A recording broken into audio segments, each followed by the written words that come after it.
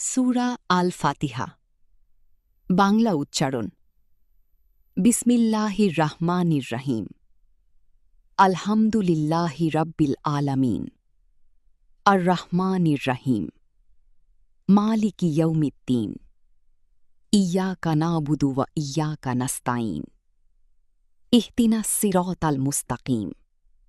সিরাতাল্লাযীনা আন'আমতা আলাইহিম গায়রিল মাগদুবি আলাইহিম ওয়ালাদ-দাল্লিন।